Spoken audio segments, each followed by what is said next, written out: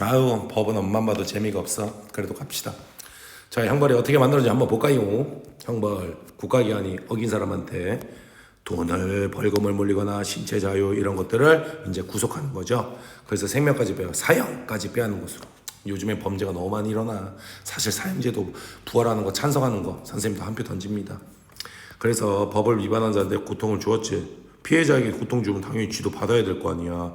응당 받아야 되지. 그런 것들이 뭔지 알아? 응보주의적 형벌론이야. 남한테 잘못했으면 그만해. 대가를 받아야지. 사람을 죽였으면 죽고, 그지? 죽여야 되고, 사람을 바보로 만들었으면 바보가 돼야 되고, 사람 돈을 뺏었으면 그 돈만큼의 돈을 또 뺏어야 되고, 아니면 노동력으로 받든가, 그지? 그래서 이제부터 명사 나옵니다. 응보주의적 형벌론은요, 행위자요, 법을 위반한 자가 과거에 어떤 상태에 어떤 잘못된 행위를 했다는 바로 그 자체가 형벌을 가하는 정당하다. 잘못했으니까 벌을 받아야 돼. 너 잘못했지? 그럼 지금 벌 받아. 이는 행위자, 범죄를 저질 행위자. 그러니까 선생님은 이제 행위자를 할게. 오케이? 행위자의 행위가, 행동이 그 행위자로 하여금 그 행위 정도에 알맞게 형벌을 받게 만들기 때문이라고 여기는 것으로 응보주의 형벌론에서는 행위자의 행위가 형벌에 응분을 갖는다 표현한다. 한마디로 사람 죽이면 죽어라 이거야. 형벌에 응분을 갖게 만드는 사실. 행위자가 타인들에게 가한 해야 다른 사람한테 피해, 이게 타인들이 피해자죠. 피해자에게 가한 어떤 해로움이야. 그런데 대부분 음보론자들은 타인에게, 피해자에게 해를 준 행위라도 무지나 실수로 인한 거, 진짜 몰라서 한 거, 위급한 상태에서 자기 보호, 이게 바로 정당방위죠. 이런 것들은 그래도 응부는 아니잖아. 실수로 사람은 한 번은 실수할 수 있지. 그리고 내 자신을 보호하기 위해서 어떤 사람이 나를 칼로 찔렀어. 난 살아야 돼. 그래서 내가 그 칼을 빼서 찔러서 죽였어. 그거는 정당방위. 이럴 때는 응보론을 하지 맙시다. 내가 어떤 걸 방어하기 위해서 누굴 죽였다 하더라도 내가 죽을 수는 없어. 정당방위니까. 이런 데는 응보를 갖게 하지 맙시다. 응보론자들도 이런 거에 대해서는 인정을 합니다. 됐지? 이들은 이 형벌의 응분에 근거 짓는 사실을 어떤 걸로? 행위자, 한마디로 범죄자, 도덕적 악함으로 보기 때문에 이놈이 나쁜 마음을 품고 한 그런 의도적일 때만 응보론을 하자 이거지. 우리는 흔히 어떤 행위자가 악한 마음을 지니고 도덕적으로 잘못된 행위를 저질렀을 때 그에 대한 책임이 있다고 말해. 책임져야지. 그런 것들에 응분을 받아야 되는 거야. 한마디로 계획적 살인, 계획적 사기 뭐 이런 것들. 그지? 그럼 당연히 응분의 책임을 져야지. 그러면 이렇게 책임이 형벌의 응분을 근거 짓는 것이야. 책임. 네가 한 행동의 책임이야. 응분을 근거 짓는 책임에 따라 행위자, 범죄자를 처벌하는 것은 당연히 정당하대.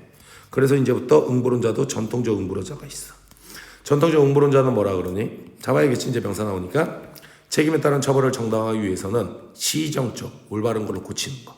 정의를 내세워. 시정적 정의라는 게 무엇이냐면은 기존의 어떤 올바른 상태가 깨졌을 때 이를 회복시키는 것을 정의라고 보는 거야. 그러니까 이 범죄자가 잘못된 행동으로 정의로운 상태가 파괴됐지. 죄를 저질렀으니까 나쁜 놈이 됐지. 그러면 그에게 가해지는 형벌이 얘가 벌을 받고 나서 다시 착해져야 된다 이거지. 그에 의해 파괴된 올바른 거를 회복시켰다는 점에서 정당화된다 주장한다. 잘못했잖아. 벌을 받고 다시는 안 해야지 하면 다시는 안 해야지 뉘우쳤잖아. 그럼 다시 그것이 정의로운 상태로 회복이 된다는 말이야. 그러면 전통적 응보론자라 평가받는 플라톤이야. 플라톤이 대표적인 놈이네. 범죄를 저지르기 전 행위자는 인격적으로 봤을 때 균형과 안정을 이룬 상태지. 그렇지. 그럼 죄를 안 지은 상태가 균형과 안정을 이룬 상태야. 근데 내가 심리가 불어다는 이제 범죄를 저질렀어. 그럼 내 균형과 안정이 무너진 상태가 되는 거야. 범죄를 저질렀지. 그럼 이런 상태가 파괴돼. 균형과 안정. 사람들은 모두 균형과 안정을 갖고 태어나. 근데 거기서 범죄를 저지른 사람은 이게 깨져. 그지?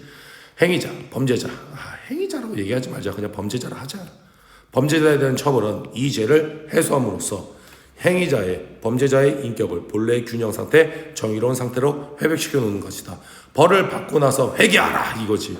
하지만 이러한 플라톤의 입장은 죄를 어떤 형이상학적, 본질적인 실체로 간주할 뿐만 아니라 행위자가 형벌을 통해, 범죄자가 형벌을 통해 죄를, 대가를 통해 받는 고통이 이 실체로서 죄를 없앨 수 있다는 형이상학적 가정을 하고 있기 때문에 공감하기 어려워.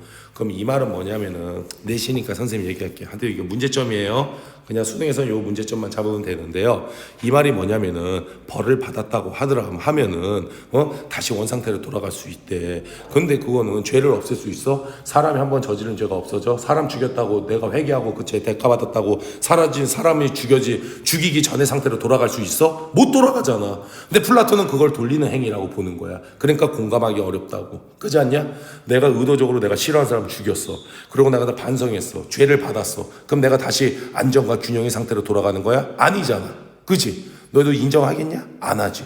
어떻게 걔를 더 용서할 수 있어? 그러니까 이게 돌아갈 수 없어. 그러니까 공감하기가 어려운 거야. 이해됐어? 그러면 이제 시정적 정의라는 게 계속 나오지. 시정적 정의라는 거는 기존의 정의라는 상태가 깼을 때 회복시키는 것을 정의한다.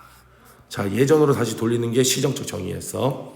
이런 이과각 응보주의자들은 현대에도 있대요. 어떤 인간? 회복적 응보주의라는 명사가 나왔어. 이들은 어떻게 돼요? 동그라미 웃기네 이거. 자, 이들은 사회 구성원들이 서로 평등하게 자기 욕구를 일정 정도씩 억제하는 부담을 자기가 지기로 전제했다. 이게 뭔지 아냐? 이게 바로 사회계약설이야. 우리가 다시 사회 살고 있지. 그러니까 우리가 다 지킬 건 지키자. 우리의 자유를 일반적으로 공통적으로 전부 다 제약을 하자. 맞잖아. 그래서 우리가 지금 신호위반 하지 마라. 우리 다 같이 지키는 거잖아. 맞지? 그런 것들 나는 빨리 건너가고 싶어. 하지만 우리는 신호등을 기다려. 그러니까 일정 정도수를 억제를 하는 거야. 우리 욕구를 지켜야지. 그런데 위반자는, 이 범죄자들은 이런 부담을 감수하기 거부하는 사람. 남들은 다 지키는데 꼭 무단횡단을 해요. 맞아? 거부하는 사람이잖아. 누가 그래? 회복적 응보주의자가 이런 말을 해요. 그러면 따라서 어떻게 돼? 당연히 형벌. 사람들은 다 지키기로 했어. 나도 저렇게 하고 싶은데. 그러니까 이걸 위반한 놈이 있지. 범죄자잖아. 이런 위반자에게 부담을 가함으로써 얘한테 이제 뭐가 돼? 깜빵을 보내거나 아니면 뭘 해? 세금이 아니고 벌금을 물리거나 그렇게 해야지.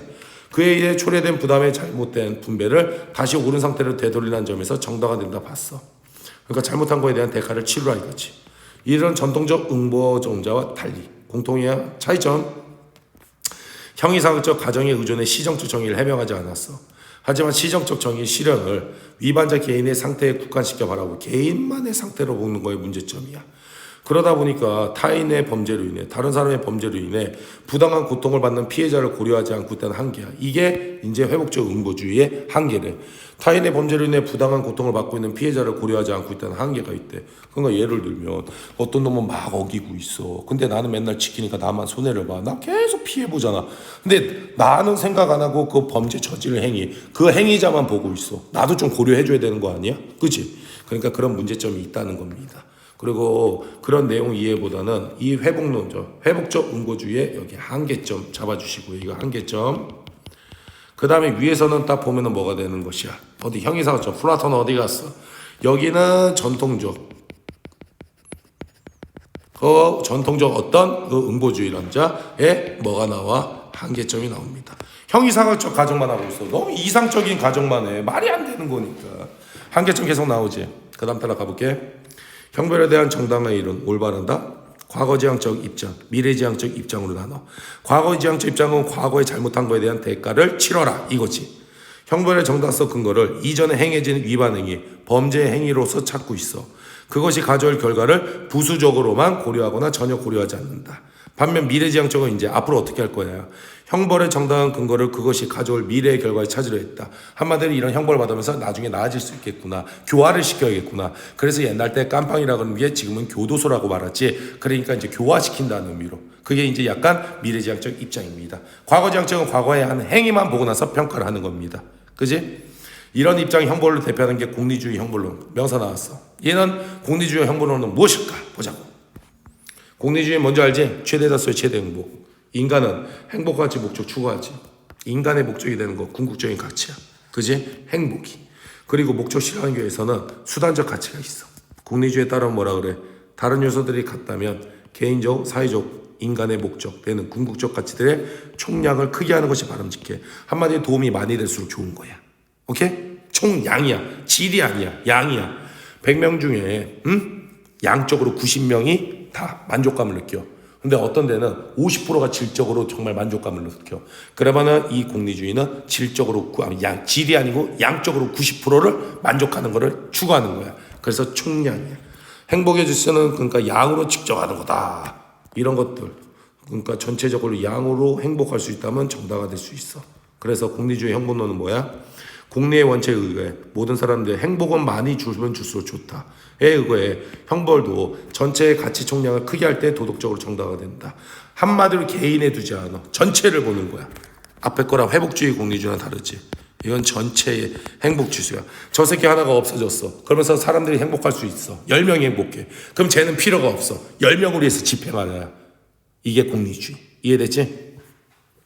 그들은 전체 가치 증대, 사회 전체 이익 달성 외에 도덕의 올바른 근거되는 것은 없다고 보기 때문에 한마디로 최대 다수의 최대 행복에 걸맞는 범죄야.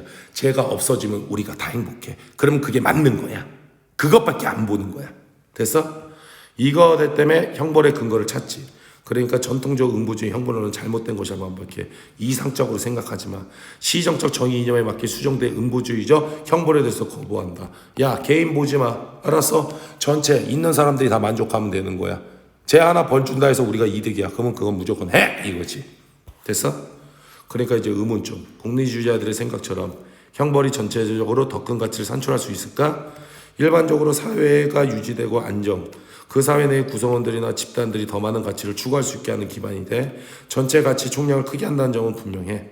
그리고 형벌은 사회 안정과 질서 유지에 불가결한 걸 인정되고 있어. 당연히 형벌은 사회 안정과 질서 유지하잖아. 만약에 법이 없어. 그럼 어떻게 돼? 죄를 안 받아. 그럼 사람들이 자기가 하고 싶은 것만 다 할 거 아니야. 그럼 다 손해보는 사람 있고 이득 보는 사람 있고 완전 사회가 개판이 되겠죠? 형벌제도가 사회의 안정과 질서 유지에 기여하는 구체적인 방식으로 공리주의자들에게 거론되는 것이 특별 예방과 일반 예방이야. 이제 요거 두 개 갖고 문제 만들자. 특별 예방이란 정의 나왔지. 범죄자의 자유를 박탈하는 형벌로 인해 범죄자가 다시 사회에 해를 끼치는 것을 예방하는 효과를 갖는다는 거야. 범죄자의 자유를 박탈하는 형벌이야. 한마디로 본보기를 보여줘. 야, 저놈 저런 죄 지었어. 그러니까 내가 깜빵 50년을 넣을 거야. 그러니까 어떻게 돼? 사람들이 보고 뭐야? 오, 나도 저러면 안 되겠네? 이런 식으로 보는 것이 특별 예방. 일반 예방은 뭔지 알아? 형벌이 범죄자 이외의 다른 구성원들에게 범죄를 저지르지 못하도록 만드는 효과를 가져. 그러니까 형벌이 범죄자 이외의 다른 사회 구성원들에게 범죄를 저지르지 못하고 만드는 효과를 갖는다. 이게 그거다. 소리. 일반 예방은 보고 나서 나는 저렇게 하면 안 되겠다. 이렇게 되는 거. 이처럼 형벌은 범죄자 개인과 사회 다른 구성원들의 영향을 미쳐서 미래의 범죄를 예방함으로써 안정과 질서에 기여해. 그럼 특별 예방을 다시 한번 볼게. 범죄자의 자유를 박탈하는 형벌이야. 이거는 범죄자한테 국한이야. 맞아? 그래서 얘가 다시는 똑같은 죄를 짓지 못하도록 격리를 시키는 거고, 그 다음에 이런 인간들을 보면서 나는 저렇게 죄를 지으면 저렇게 나도 들어가는구나, 나는 죄를 지지 말아야지, 이런 것들이 일반 예방에 해당하는 거야. 그래서 특별 예방만 따로 있다, 일반 예방만 따로 있다가 아니고 이런 것들이 두 개를 합쳐서 미래의 범죄를 예방함으로써 사회의 안정과 질서에 기여한다는 거야. 그럼 특별 예방과 이제 일반 예방의 의미를 알겠지. 요거는 조금 잘 잡고 들어가. 오케이? 하지만 공리주의는 나왔으니까 얘 하나만 더 들자. 어떤 애가 지금 의도적으로 자기를 만나주지 않는다고 죽이려고 앙심을 품었지. 그래서 죽였어. 그잖아. 너무 살벌한 기사들이 너무 많어. 그러니까 이놈이 있으면 또 범죄를 저지를 것 같아. 그래서 이놈을 그냥 사회화 격리시켜서 무기징역을 준다고. 그럼 그것이 특별 예방이야. 우리는 그걸 바라봤지. 야, 저렇게 하면 저렇게 큰 범죄를 얻는구나. 죄를 얻으면 저렇게 큰 벌을 받는구나. 그럼 나는 그러면 안 되겠다. 이런 것들이 일반 예방이야. 됐지? 공리주의는 형벌로 사회 전체 이익을 증진시키고 있다면 이렇게 문제가 생겨. 부정의한 방식 형벌도 허용해야 하며 오히려 부정의한 형벌을 가하지 않는 것이 도덕적으로 잘못된 거야. 그래서 이제 오히려 오바가 될 수가 있어. 요즘에 많은 게 있지. 내로남불 같은 것들 한번 볼게. 공리주의 관점에서 보면 예방의 본보기를 보이고자 하는 가혹한 일법백계 처벌. 한마디로 이런 것들 있잖아. 마녀 사장이라고 쟤 잘못됐어. 그럼 사람들이 언론이 모아갖고 쟤 없애버려야 돼. 이런 식으로 나온다고. 그래서 야 봐봐, 너희들이 다시는 이걸 못하도록 얘가 이 잘못을 했어. 원래 형은 10년을 때려야 되는데 더 가혹하게 50년 이렇게 했어. 이렇게 해서 진짜로 50년을 안 받아도 되는 사람이 그런 본보기가 돼갖고 일벌백계식으로 돼서 처벌받으니까 문제점이 있지. 또 연좌제에 의한 처벌. 너 잘못했으니까 너도 밑에 놈도 잘못. 그리고 집단한테 물리기든지 정당화돼. 요즘에 이런 정치가 얼마나 많아. 그렇지 않냐? 얘 잘못했으니까 밑에도 잘못한 거야. 계속 끌고 내려가는 거야. 그러니까 공리주의 형벌관 사회적으로 전체적으로 행복을 줄 수 있지만 개인적 사람에게는 너무 가혹한 일방적인 희생 요구할 수도 있는 문제점이 생기는 거야. 나 잘못한 거 없거든. 나 진짜로 100원짜리밖에 안 훔쳤어. 근데 사회가 흉흉해. 절도하면 이런 식으로 때릴 거야 하면서 나는 6개월밖에 안 받아도 되는데 본보기식이라고 이런 범죄는 없었다 하면서 100년을 때리고 막 이렇게 돼. 이러면 나는 개인적으로 얼마나 억울해. 최대 다수의 이런 양적인 행보, 사회 전체 구성원들에게 도움되기 위해서 나 하나가 희생되잖아. 이런 문제점이 생길 수 있다고. 너무 좀 부정적이지, 그치? 불공평하지, 그런 거. 이런 문제점이 또 생길 수가 있다라는 것을 보여줍니다. 한계가. 여기까지 이해됐지? 그리고 질문 보다가 이해가 안 되는 거 있으면 선생님이 토일에 있으니까 언제든지 와서 질문하셔도 돼요. 아시겠죠? 자, 주제 통합은 이제 우리 다 잡았죠. 5는 선생님이 안 들어가니까 빼도록 하고요. 선생님이 다른 문학 작품으로 다시 볼게요.